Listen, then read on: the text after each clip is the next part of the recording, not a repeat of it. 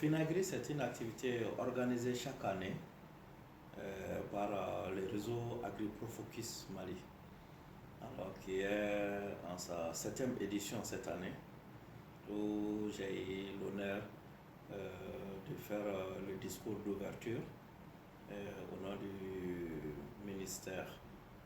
Alors, ce qu'il faut comprendre de cette activité, c'est que ça favorise non seulement la mise en relation entre les jeunes porteurs de projets et les institutions financières. Et ces institutions ont souvent des fonds qui peuvent souvent être des fonds d'amorçage ou souvent des crédits qui mettent à la disposition des jeunes porteurs non seulement d'idées de projets, c'est-à-dire qui sont détenteurs de plans d'affaires, ou ceux qui sont aussi dans l'entrepreneuriat agricole, qui ont déjà réalisé leurs activités et qui sont dans la production ou la transformation en agrobusiness.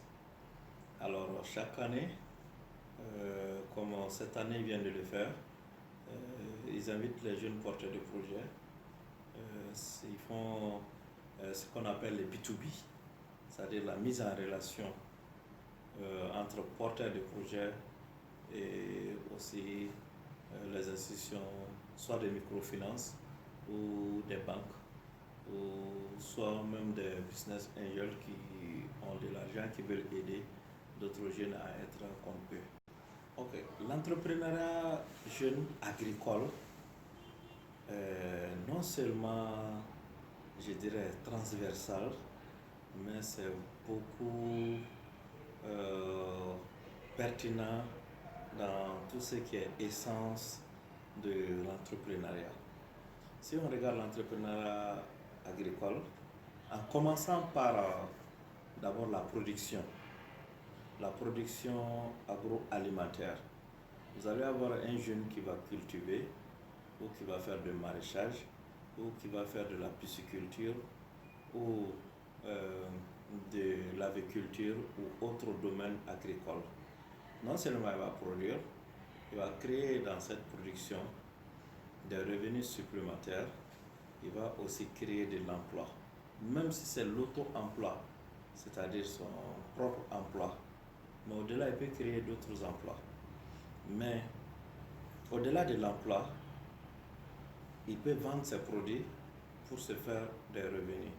Et ces mêmes produits peuvent être utilisés par d'autres jeunes ou femmes pour non seulement leur transformation, d'abord avant d'arriver à la commercialisation.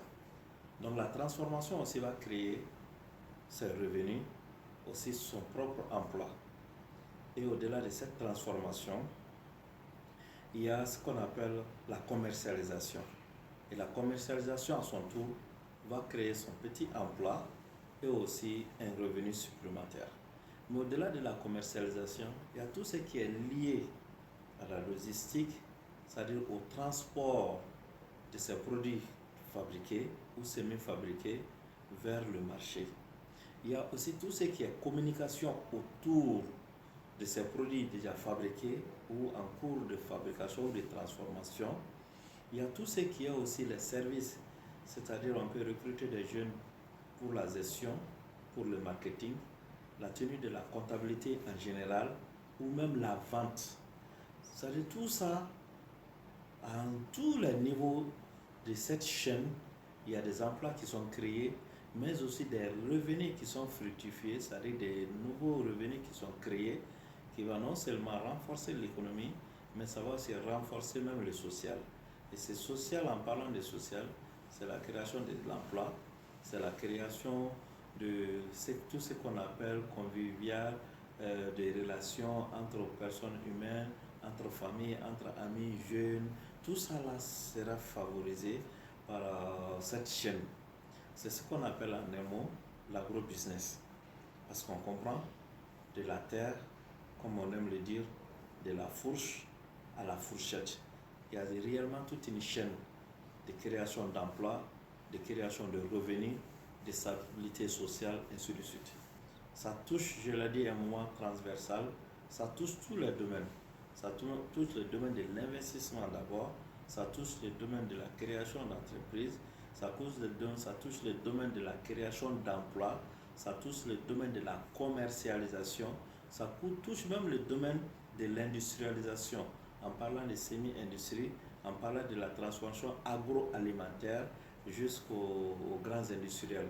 Parce que si l'ensemble de ces petits producteurs arrivent à produire, donc une matière première est disponible sur place, qu'on n'est pas obligé d'importer pour transformer, ça peut facilement non seulement aider le développement de ces mêmes unités de production qu'on appelle les usines, mais ça peut beaucoup plus aider même le pays à avoir des recettes, ce qu'on appelle les recettes fiscales, qui sont souvent sur les impôts payés par toutes ces structures et industries.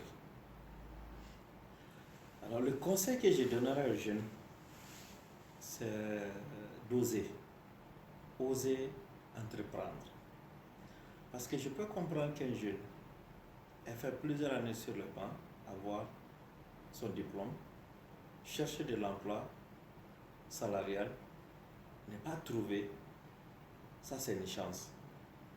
Mais se mettre à oser entreprendre, il faut d'abord comprendre que chaque être humain a un talent, caché, connu de toi ou inconnu de toi, connu des autres, inconnu de toi. Il faut juste oser faire sortir ses talents.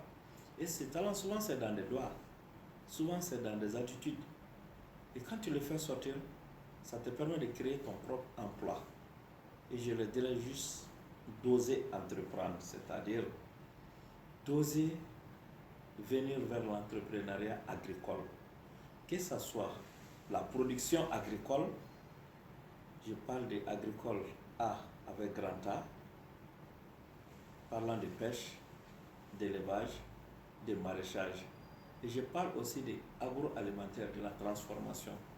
Je dirais à ces jeunes que si on regarde le Mali, c'est comme c'est Dieu même qui a doté le Mali de toutes ces opportunités, surtout des espaces cultivables, surtout le besoin d'une population qui n'est pas encore comblée en ce qu'on appelle dans la consommation d'agroalimentaire, parce que nous importons tellement de produits alimentaires. Si on regarde aujourd'hui, la plupart de ces fruits, des légumes souvent sont importés.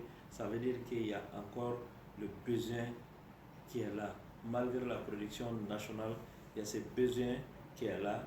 Donc on peut facilement essayer de combler ces besoins en mettant beaucoup plus de jeunes et de femmes sur ce secteur qu'on appelle secteur agricole.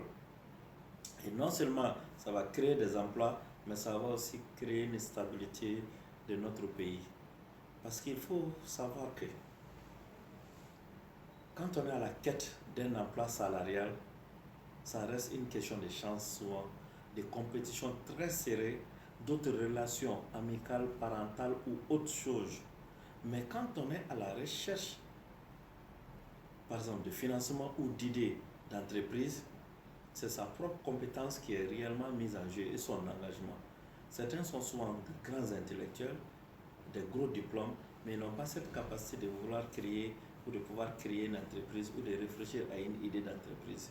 Mais peut-être certains n'ont pas tous ces bagages, diplômes, ils peuvent penser, réfléchir, croire peut-être ou imiter même souvent des parents ou des amis qui sont dans ce secteur pour pouvoir se créer leur petit chemin en entrepreneuriat.